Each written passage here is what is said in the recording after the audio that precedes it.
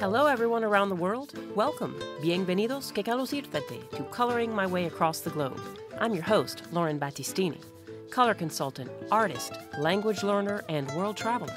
Join me each week as I chronicle the most colorful people, places, and experiences I encounter off the beaten path, both near and far. So, let's go. Vámonos, que pame. Welcome back to the Color Studio, friends across the globe. I'm, of course, your host, Lauren Battistini. It's always a pleasure to have you here with us.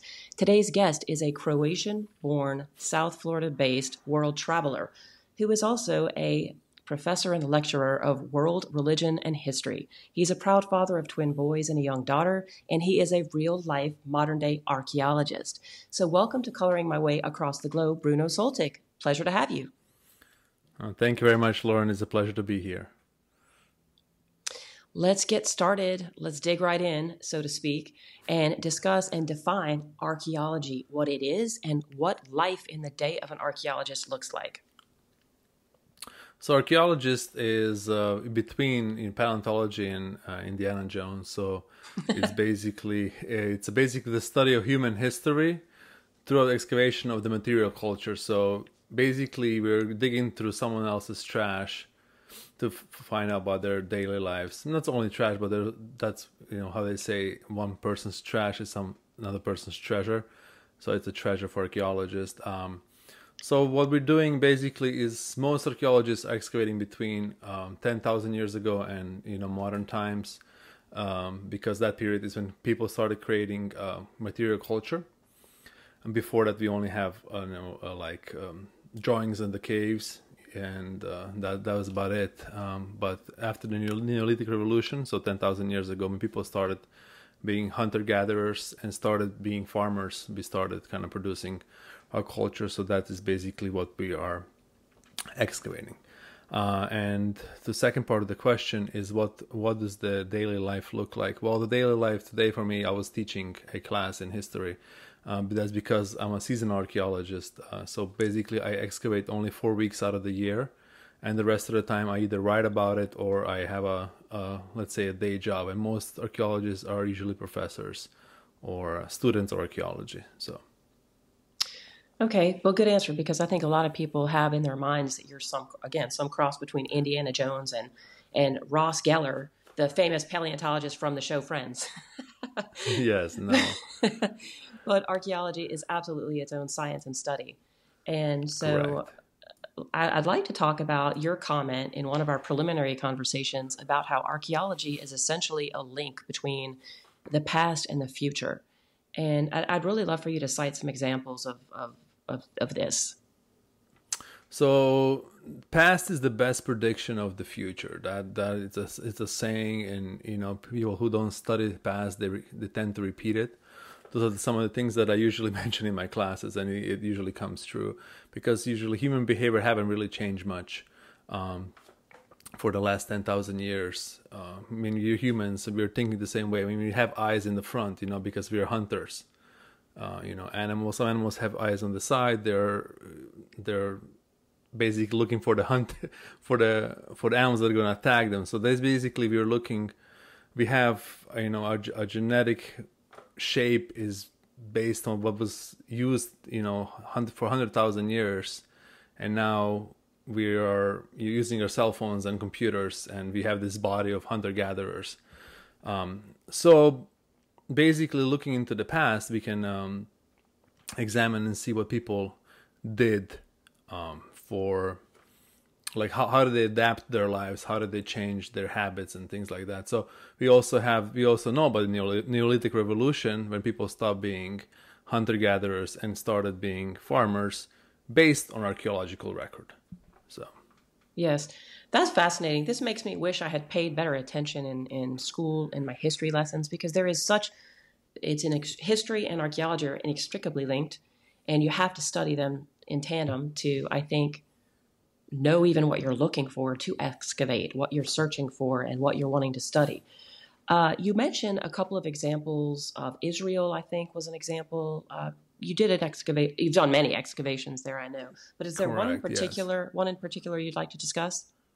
Oh yeah, so well, I've excavated in Kazakhstan and Jordan last summer, and in Israel several different sites, Tel Gezer and Tel Burna. While we were in Tel Gezer, it was on the last season. We ended up excavating the late Bronze Age. So basically, goes different layers. It goes from modern time to let's go back. I think the site was abandoned, but it goes to like Byzantine, and then it goes to Roman, it goes to Hellenistic or Greek, and then goes to Persian, and then it was the Judahite period or the Israelite period. So Iron Age 2, and then Iron Age 1, which was the United Monarchy, and then we have Late Bronze, which is the Canaanites, and then it goes further down to Middle Bronze and Early Bronze. But so in the Late Bronze period is when the Israelites were kind of coming into the land, and we have this Egyptian pharaoh Merneptah, and he was born. He ruled in 1208, if I'm not mistaken, maybe 1206. Please don't hold me to that. It's okay. BC. It's okay. So he lived, and then he wrote a stela. Usually, when the Egyptian pharaohs, they like to boast about their successes of like we do today as well. We have social media, so again, nothing has changed. So they boast, and he made a stela, and he said, "I subdued Gezer." And so at that excavation, we were able to find destruction layer, and we were able to find, I think it was 4 bodies that were found under a crushed layer, and there were some arrows. So they were basically crushed, and we had basically confirmed in a way that Merneptah was not lying. He actually did subdue Gezer. In that cell, it's also a first mentioning of Israel as well. So we can actually date the Israel for the first time from other sources than the Bible, which is important. It's very important. And I want to shift to a little small unexpected focus, but you and I, the link that we have and the whole reason why we knew of each other is because we both were present at an event at the Lanier Theological Library here in Houston, Texas. You were there with your other group of PhD students from Lipscomb University visiting.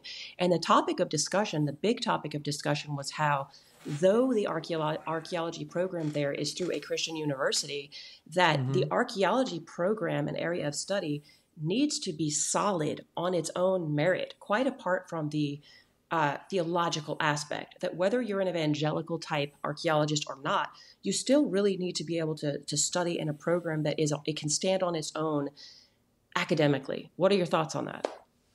No, you summarized it very good, Lauren. Scholarship is scholarship, so you don't want to have any labels. Is it evangelical, or is it secular, or is it Islamic, or is it? So basically, scholarship is scholarship. You want to have the scholarship on the same foundations, so it has to be the same level. Where if it's Harvard, or if it's Yale, or it's Lipscomb University, it doesn't really have to have any differences with, especially, or names or labels. Yeah.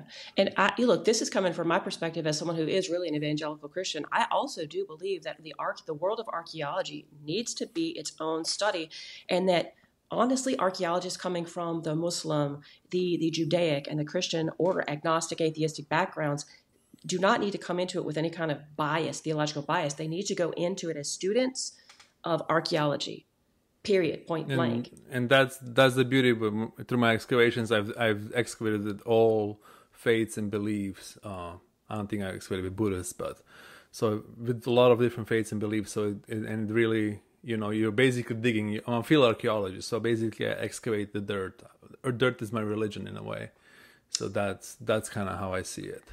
Very interesting. So again, for our listeners or our viewers, that's how Bruno and I kind of had this connection. And then I think you found me on Instagram through the Lanier Theological Library. So we've been really following each other's paths on Instagram, through social media, which brings me to your YouTube channel and your little Instagram. I say little, your Instagram reels through your channel, Digging Deeper with Bruno. So talk to us about that and what we can expect from you. Well, I had a YouTube channel since 2008, so that dates me. And but I really haven't done much. Yeah, a little bit. Well, it only came out like a year before or something. But I haven't really done much with it. I will post a couple of videos about the digs. I would present the videos at the ASOR, which is Archaeological society that meets all the scholars meet and kind of present the papers.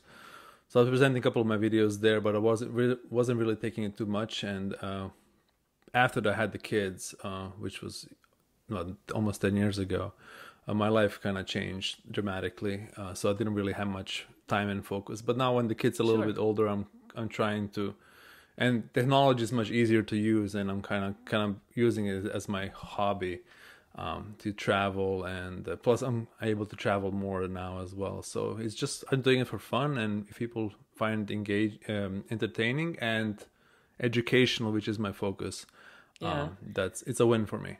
Well, I can tell you as a new follower of yours, I found it fascinating that I feel like you are a stoic, sort of serious person, and you're, of course, an academic, but then you really do express the more comedic side of yourself on your channel, which I appreciate. It brings some levity to the world, and so I like your blending of your serious personality, but the way you express your humor on your social media channels. It's refreshing. Yeah, my students like it as well, and they're much younger. So, I try to have very clean and not to be.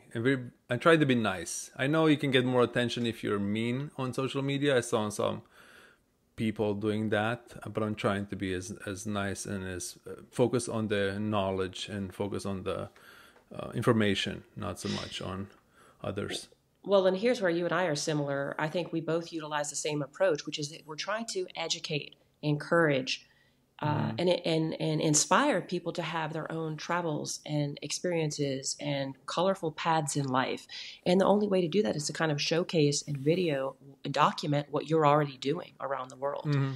Another thing that we have in common is an interest in color. Mine comes from a different area. I am an architectural color consultant, so I work with color in the modern day spaces, but I am very interested in the historicity of color. And you as an archaeologist uncover lots of things about color.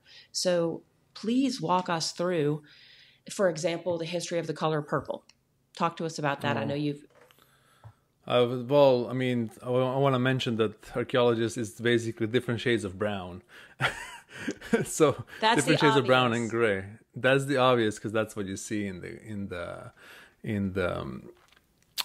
what's it called, in the dirt. That's basically the shade. And then dirt. And it's just experience, because when I first started doing archaeology, it was all the same. But now I can tell you exactly when it's a different layer, just with the change of the dirt color.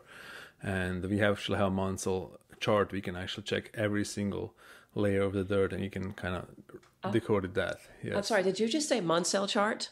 Yes. Okay, so you really do understand color, because I utilize the Munsell system of color when I'm discussing color theory and talking about different undertones of color in the architectural world, because Munsell breaks down colors into value, how light or dark, you know this, and then also chroma, how pure and vivid or how muted, and then also temperature of the color, how cool or how warm a color is. So you understand Munsell. I did not know. Well, I understand only the shade of brown.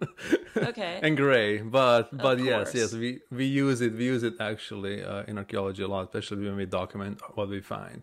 Because that makes sense. I didn't mention this before, because archaeology is a destructive science. So basically, we go in, things are preserved underground, but we go in and we destroy things, but we do have to document things. That's why looting is so dangerous, because looters, they don't document anything. And so we lose the context. And once you lose the context, you lose the whole past about that object. So then the whole veracity of the dig is then put into question. So, correct.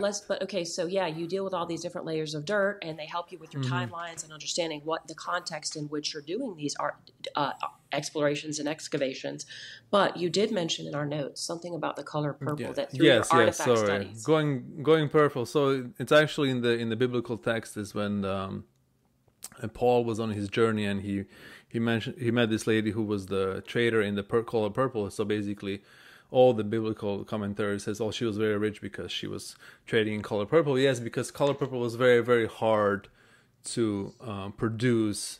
It was a royal color. In the Mediterranean world, it was they used this snail species of murex, Murex, And I don't know if I'm pronouncing it right because I'm not a snail You are. expert. My son is definitely. He loves animals. So they were collected at the sea, and then they would.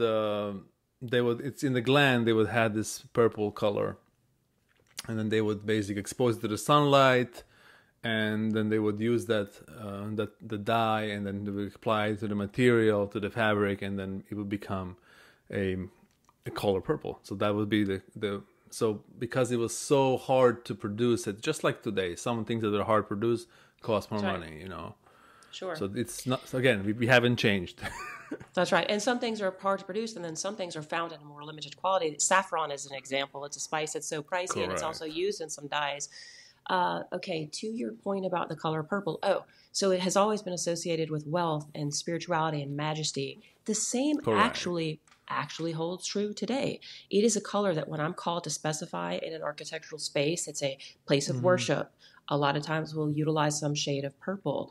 Although in modern day just residential spaces, I have to tell you that purple is my least specified color. We just don't use it that much. Maybe in a powder room here and there, and it might be like an aubergine kind of eggplant. Okay, so now we talked about Correct. purple.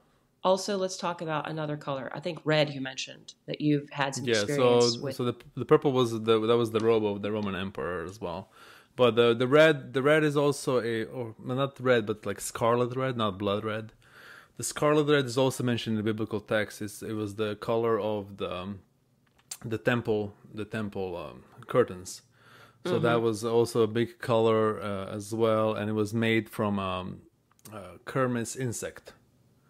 So it's a Kermes insect. So that was also it's found in the Middle East. So they would use that insect, and they would kind of also dye it and color it again. But it was also hard to make. It was not as hard to make as the snails, because snails would only be at the coast. This was more inland, but it was also being a very like a royal color as well. So just those are two very strong colors. Have you run across red in your own digs? Not so. No, only terracotta red. The terracotta red. So let's talk about the terracotta red, for example. In what context was it used? Or what context? On pottery. On pottery, okay. So you find a lot of pottery. Most pottery is very bland, because most pottery just like it's in everyday use. But then you would find a very usually a thin pot. Like we're talking about broken stuff, not hardly anything we find complete, especially in excavations. The only thing, if you find a complete vessel, it's usually a Bronze Age, and it's from the tomb.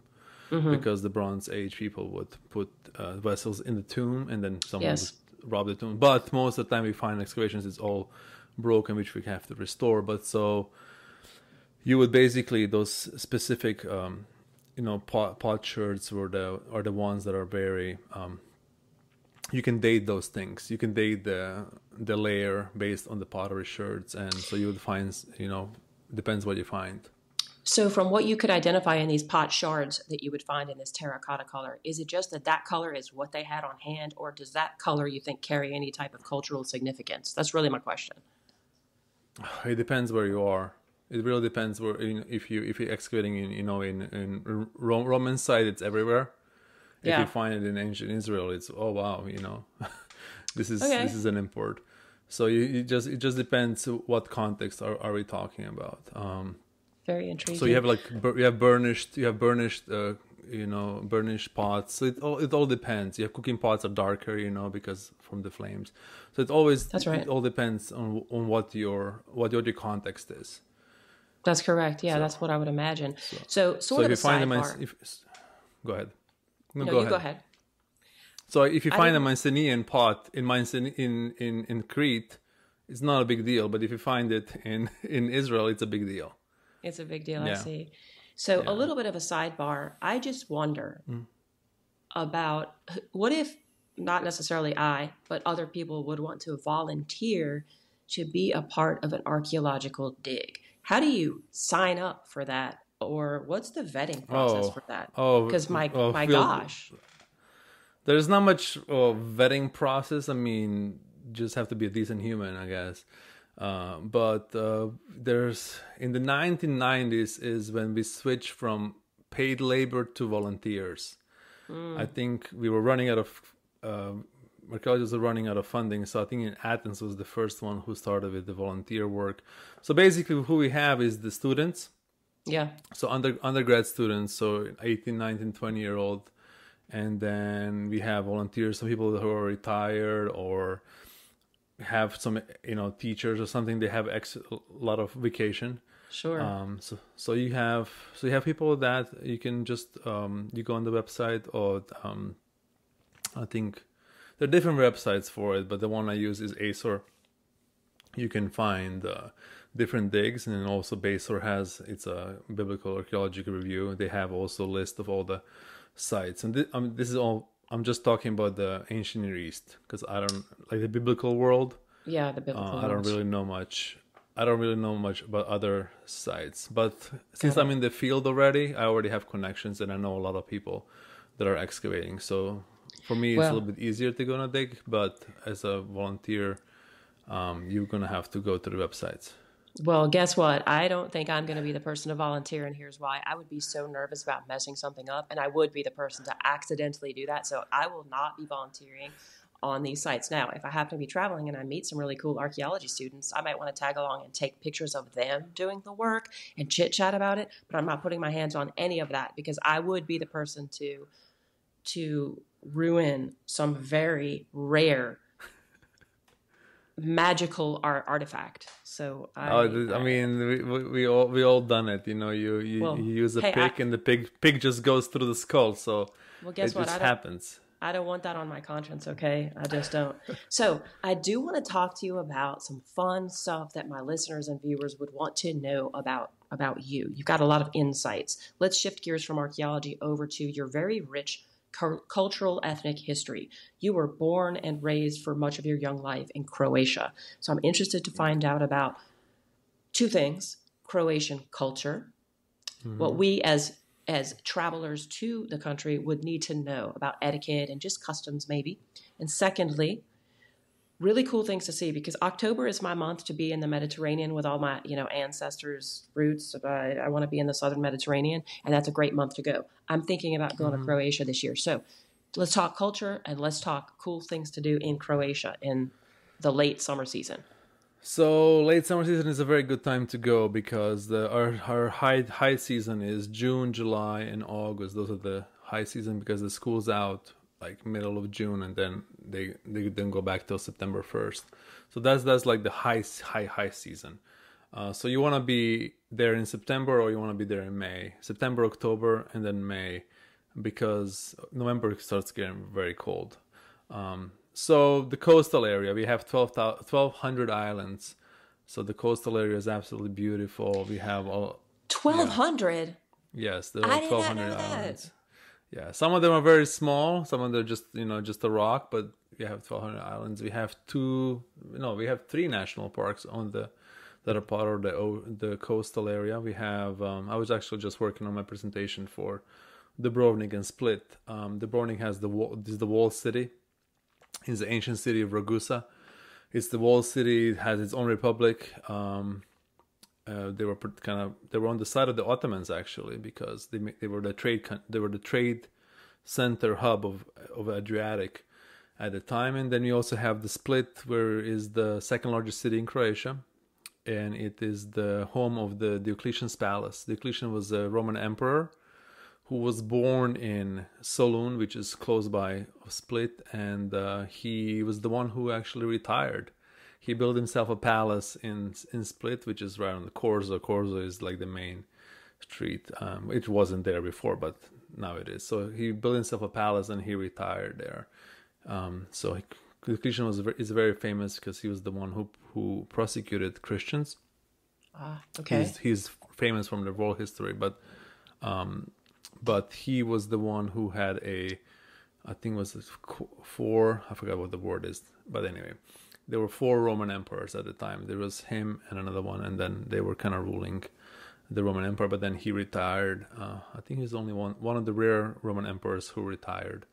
And so yeah, you have this palace. If you go up to Istria, you have one of the I would say one of the most preserved Roman arenas. They still have concert there today, modern day. You have one of the like oldest churches. I mean, the coast is just amazing. We have yes. Go ahead. I was Go going to ahead. ask you, so I'm a swimmer. I love the beach. I love all that. So what are a couple of coastal towns in Croatia you think I should visit that are not so touristy? I don't do touristy stuff usually. Well, I mean, if you go in October, you're fine. Wherever you go, Okay. it's amazing. Okay. But Bol is Bol on Brac, Brac, with like C with a apostrophe. Yes. Brac is an island. It's the most beautiful beach. It's like on a triangle, and it's like Oh. sandy on a triangle. It's beautiful, especially like looks beautiful from the air, and it's very good for windsurfing. But Will you you have spell those two again, yeah, please, so I can yes, include them in the notes? Bol Bol na Braču, Bol, and Brač, Brac with an apostrophe, Brač. So Okay. that's like the most famous beach. But also you have, apart from the beaches, you have the Plitvice Lake, and then you have the Krka Natural Falls. Krka Are River the is the as close to Split. Yes. Okay, so because my listeners are going to want to visit these places also, will you just after the show provide us with that so we can include it in the show notes? That'd be wonderful. Absolutely, yeah. So it's Plitvice Lakes and the Krka Natural River Falls, absolutely beautiful. I mean, Dubrovnik has amazing beaches, like because the water is so clear. But like most of the Croatian beaches are rocky, so you have to understand that. So it's Yes. not like me, Florida. I mean, walking up on a sandy beach, it's mostly rock. So, and then you have a lot of sea urchins, which is actually a very good sign because the water is very clear. Because sea urchins live in very clear water. Very nice. But it's not a very, it's not as good when you step on one. So I'm No, of speaking course from not. experience. Yeah, yeah. Okay, well Yeah, so that's let's talk about Croatian culture. What I would need to know visiting there, and also food. I'm interested in both. so Croatia is like America in a way because it's a mixture of cultures. It is right kind of in the center. So you have the Italian influence on the west side, and Yeah, then you have the Hungarian and Austrian influence on top, which is from the north side, and then you have the Turkish influence coming, Balkan influence, Greek influence coming from the south, and then you have the Romanian, Serbian influence coming from and Russian influence coming from the east. So you have all these sure. kind of influences together. Plus, we have local foods. So that's the beauty of it. If you're just staying in the coastal, you're gonna have Mediterranean food. But if you go inland, like to Zagreb, which is the capital, you're gonna have like a mixture of Austrian, Hungarian. You're gonna have goulash, and you're gonna have a bratwurst. You're gonna have a schnitzel. So Okay. those are some of the stuff you're gonna have. So, like it's in America, it's like, oh, let's go for Chinese, let's go for Mexican. We don't Sure. have that. It's just Croatian food. You're gonna Right. have fried calamari at the coast. You're gonna have fried calamari in the north. So that's I Sure. think calamari is actually one of the better foods in Croatia. Well, thank you for those insights. What about culture? What do I need to know about the people of Croatia? People are very friendly, and we are crazy about our football. So we have the European Championship coming up in a couple of months. So we're crazy about our football. So that's or soccer, as we call it here. So so people are very friendly, especially to tourists. Most young people speak English, so you don't have to ask. Do you speak English? They would probably approach you in English. Um, yeah, everyone drinks coffee. Everyone drinks coffee all the time. So it's always a That's coffee time. that's such a Mediterranean thing. I've been to Greece three Yeah. times. I've been to Greece 3 times now, which again, different country, but there are some parallels, some crossovers, some similarities in culture, as you've indicated. Yeah, Oh, coffee's absolutely. every time, every hour is a great hour for coffee. Correct. Every hour is a great hour for coffee. Buses are late, trains are late. It's not as bad as Greece, but it's For me, I like the German. You know, I like 1 second late. It's late already. Yeah. Because I come from the north part of Croatia, so I come close to the Slovenian and Austrian and Hungarian Yes. border. But the southern you go, the time The stops. You the know. more relaxed, it's like I'll get to it when I get to it. Or like in Spanish, we say ahorita. Eventually, ahorita in a little while. Yes. Let's talk language learning. I understand you are fluent in several languages, and then I'm going to say marginally fluent in others, only because you have not had to use them for a while. So take us through your language learning journey. Well, first I started, Croatian. It's a language. Then Serbian is about 80% similar, and then Bosnian is about also 80%. So that's kind of like those three languages that everyone kind of speaks. And since Croatian and Serbian was the primary language in Yugoslavia, so Bosnians would know it, Macedonians would know it. So if I talk to Macedonian, which I did in the past, I worked with several of them. They can talk to me. I really couldn't talk to them, but they understood what I was saying, so they know that. So if I go to Macedonia, I'm okay. What language do you speak with them again? Croatian. I will speak Oh, Croatian with Macedonian, but okay, and they'll because they understand. because they know it. Yes, in Montenegro, same thing. It's a Serbian language, but I can get around. I can have a conversation actually. Slovenian is Okay. because I grew up close to the border, so I was very close to Slovenia. So I learned a lot of Slovenian, and there's a lot of like dialects kind of interchanging. Yes. So I have that, and then German. I studied German when I was younger, but then when the schools, we started learning like a foreign language in the fourth grade. Now they switched it to first grade, but my parents decided to go with English, and at the time we had a lot of Americans coming in, so I kind of switched to English and kind of stuck with that. So that was that, and then in my education, because I did my bachelor's and master's, I studied Latin, Greek, Hebrew, Ge'ez, which is a language it's a church language of, what's it called? Ethiopia. Sorry.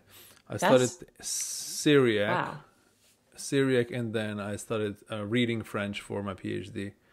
But I'm I can't really say that I'm very good at that. Now I'm studying Spanish. I'm Duolingo. I'm like 800 days in, Hey, which is that's a pretty great streak. impressive. That's a very impressive streak. You said Yeah. that you were like 1,000 words. You have a working vocabulary of about 1,000 words, which is very impressive. So, yeah. So when I was in Peru, well, actually, when I was in Ecuador couple of days ago, I was able to, get a haircut. So, and Congratulations.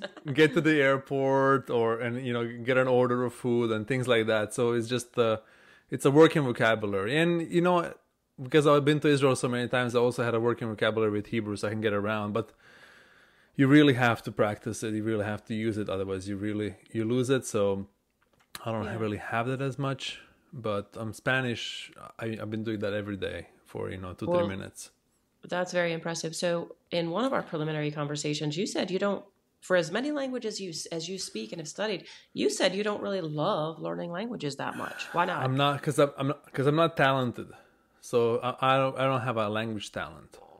Ah, So okay. how they say, they one of my friends, he says, hard work beats talent only if the talent doesn't work hard enough. So I have to work extra hard to learn a language. Well, I have a friend who loves it, and he like, Yeah. I go to France with him, and he's like speaking French. I'm like, great, this is Well, good, and we and well, I'm we having. all we all have our talents. So Correct. I will say this. I consider myself to be inept at a lot of different studies and principles in life. I just am, and I'm not embarrassed about it. Hmm. But language learning is something I'm skilled at and I love. And it's not easy. And I learn, tell me if you agree with this. I think it's better to learn languages situationally, where you have to use them in context with a native speaker. You're going to make mistakes, but that's how you really learn. Do you agree with that? Yeah, absolutely. That's the only way I actually learn, and that's why. And I think the good thing that I'm learning it is that I'm not ashamed to say anything, because I know, like, my mom was like, "Well, I'm just embarrassed. I'm embarrassed. What are they gonna say if I say something wrong?" And I'm like, "But that's not how you learn. Like, because Yeah. We're all so afraid to make mistakes, but that's the only way you learn, making mistakes. That's correct. And you've already traveled to dozens and dozens of countries. So tell me, across the board, have you pretty much found that people are very gracious with your language learning attempts? Aren't they kind about it? I think they are.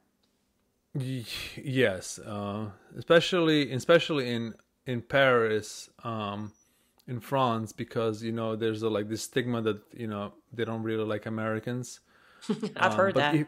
yes, I mean it's stereotypes are there just because you know it happened before. So, but like if you approach them in a native language, and like you said in your previous podcast, you learn how to say in a native language, "Do you speak English?" And that's so important because that way you show them that here, this is the best I can do. Right. I I'm need more trying. information. I tried. That's all I can do. Can you help me? Yeah, I think it creates goodwill for us when we travel, and it also shows that we're deferring to their language, their customs, and their cultures, and we're not being the talking about stereotypes. We're not being the stereotypical U.S. American loud tourists who think everyone should speak English. Yeah, So I don't identify. When I travel, I don't identify as an American. I don't. Well, I'm going to tell you something that I do. A little trick I pull, depending on what country I'm traveling in. I usually ask them first. I habla español. Do you speak Spanish? I act like I speak Spanish as my first language sometimes, rather than English, depending on what country Yeah. I'm in, and depending on what kind of attitude I think I might receive. So, a couple of questions, a couple of other questions for you. I ask every guest this, but I'm going to ask you in a different way. Do you consider yourself to be a colorful person, and if so, why? It's okay. So if no, it's a good question. It's just I need to define it. So do you think is a colorful person meaning the person that loves colors or who has a rich life? So, the way I usually want my guests to answer is whatever comes from their heart. People could take it literally, especially my female guests who do love dressing up in color. But I'm really asking you on a much deeper level. Do you think that you live a colorful life? And for you, that probably is something more metaphorical. Yeah, so I live a very rich life. I grew up in a country that was torn. It's a war-torn country. I lived through the war. I would not recommend it for anyone. If we can all avoid it, that'll be wonderful. I know it's not going to happen because people are people. We Yeah, don't study history repeated. That's what I've been saying at the beginning. that's right. It's a So, sad truth. and now I live, I live a few minutes from the beach in Florida, which is an amazing place to live. Although your previous guest didn't agree with Hey, the Florida.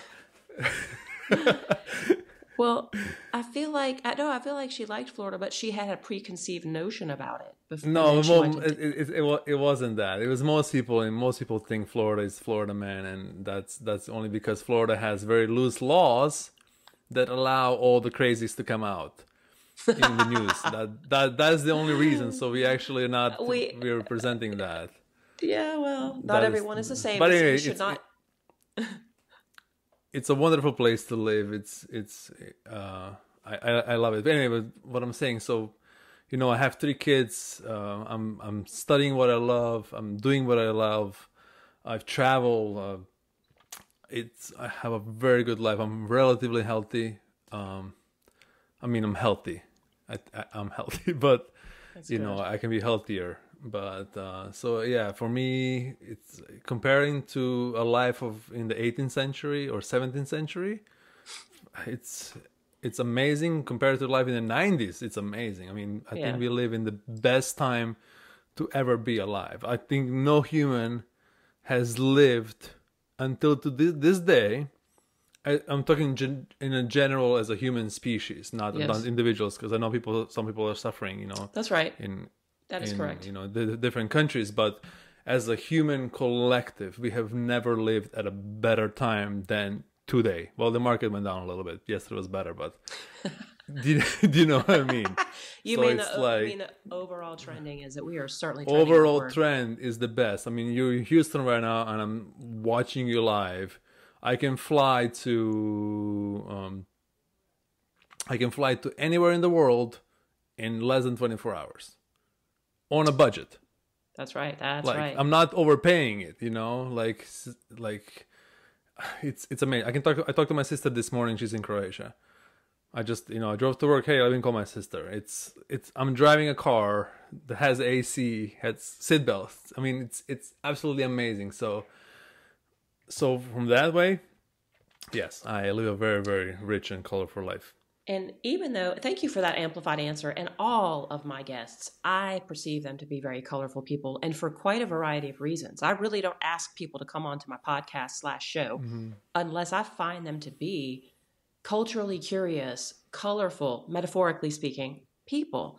And so, again, I appreciate your answer and from your perspective. So, last question. I understand that one of your goals in life was to travel to at least 40 countries by the time you turn 40, and that you and your fiance, you all have already done some extensive traveling, I'm sure. But you've got some 2024 travel plans. Where are you going, you and your fiance? Well, I just got back over from Ecuador over Easter. I've been to Peru and Canada this year. It wasn't like I wanted to do a country a year I wanted to do a new country every year. That was my goal. But we all know, like, I had kids, couldn't do it. We had COVID, couldn't do it. Exactly. So there were some things. So for me, it was like, okay, if I hit 40, I want to have at least 40 countries. That'd be a great joy. And so open up this year, I got recruited, or not, how is it recruited? I got casted by the Past Preservers, which is a web agency that hires historians. What is it called? Past Preservers.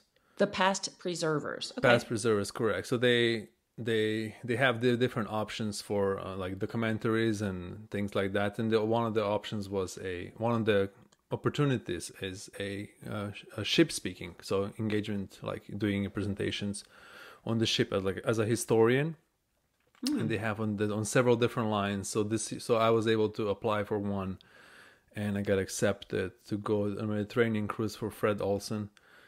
So I'm doing that in end of May. We're going to, I think, 5 or 6 different countries. So I'm kind of excited about that. Okay, where will you be going? Because I might have connections for you there.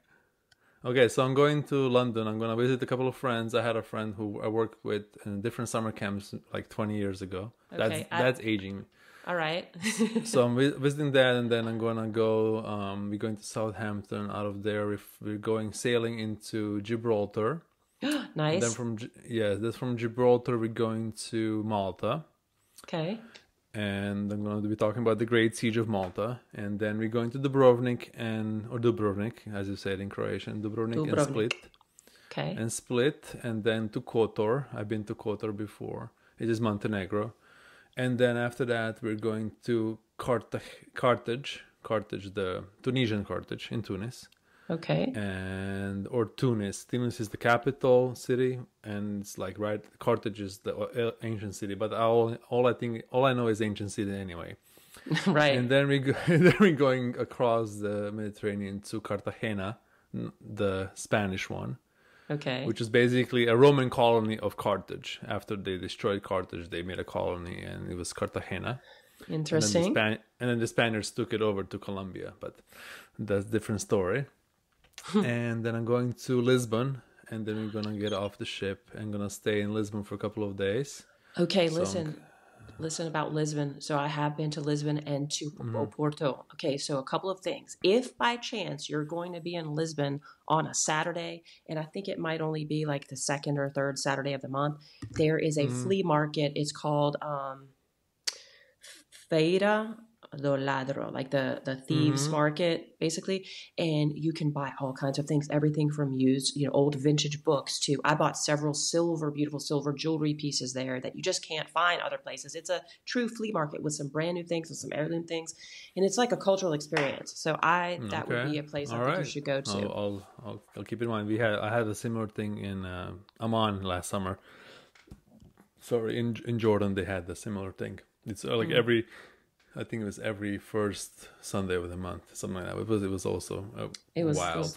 It was a great experience, and I can't say that you find a very strong mixture of a whole bunch of different people. And I happened to be there by myself, so I was being extra cautious. And it was during the daytime, but there were certain sections of the flea market, that seemed a little bit dicey, let's say. So I just had to be a little bit careful. But overall, I Yeah. felt safe. So where else after that are you going? So after that, I'm flying to Vienna, and then a friend of mine's picking me up, and we're going to Prague. And one of my friends from excavations invited me to give a lecture at the Charles University. Okay, listen, when are you going to be in Prague? Uh, I think June 20th, around June 20th, something like Okay, that. because guess what? I really actually want to introduce you to my little brother Andrew, because Andrew Oh, and his wife, they live with their two children in Prague. He's been there for a long time, and he has done historically a lot of editing, newspaper writing, reporting, and he is a fascinating character, and I know that you two would get along. So before you go to Prague, I know you're with your friend there, but before you get there, let me yeah, know. no, because And I'm doing a lecture, so you can and my come to my brother, lecture. my Yeah, little brother, very likely would want to attend your lecture. I so that's see good. that happening. And he's got a good Yeah. friend. I'm forgetting his name right now, but he's got a good friend who I know would want to meet you too. Anyway, we'll establish that connection for later. So, Yes, so so Prague, and then hopefully going to Auschwitz. I would like to see that part of history, and then to Bratislava, and I have to fly back to out of Vienna again to Israel for my excavation, and so Bratislava, which is Slovakia, which is 3 hours from my house, but I've never been. My house in Croatia, I've never been there, which is a shame, but not my fault. We were very poor. that's okay. That's We okay. were going to the war, so Exactly. after There that, are reasons. yeah, after that we just Croatians like to go to the coast. We go to the coast every year. That's like our main thing. We don't Yeah. going to the other cities is not a big deal. I've been to Budapest several times, but Bratislava was never on the list. And so anyway, so we're going to Israel, and then after excavation, so I'm hitting 39 countries, and then on the way back, I found a longer layover, and I'm gonna go to Casablanca in Morocco, hopefully. Oh my So goodness. that's gonna hit That's going to be so that. colorful. I genuinely hope that when you're in Morocco, you will take several pictures, maybe of some spice markets. Take some colorful pictures if you don't mind, and send them to me, because I might make a piece of Oh, art. I I might can I make can a make you send. I can take those pictures in Jerusalem market. Jerusalem market is absolutely amazing. I because think Jerusalem is fascinating, I would love to see especially the that. Well, markets. you know that I like to do art and travel illustrations based on photography and based on stories behind the art pieces themselves. So, okay, a good place for us to conclude today's interview, Bruno, is I really want to ask you about your PhD final. Is it dissertation? Is that what we call it? A Yes, dissertation. yes, What is yes. your dissertation, and when do you expect to complete it so we can call you Dr. Soltic? Uh, I'm expecting to complete it 3 years ago, but it's Life's been busy. yes, life definitely got in. I do have I'm gonna say what is it about, and I'm gonna say what I want to finish with. So it's about the Israelite temples in Iron Age 1, not just Israelite, but the Judahite and all the temples surrounding in that area, and kind of how their layout, and just kind of applying different method and seeing it, how they relate to each other, and how they also relate to the biblical text. So that's one what I'm doing. But I have a dedication on for my dissertation. It's dedicated to my 3 kids, Oh yeah. without whom this would have been done much faster.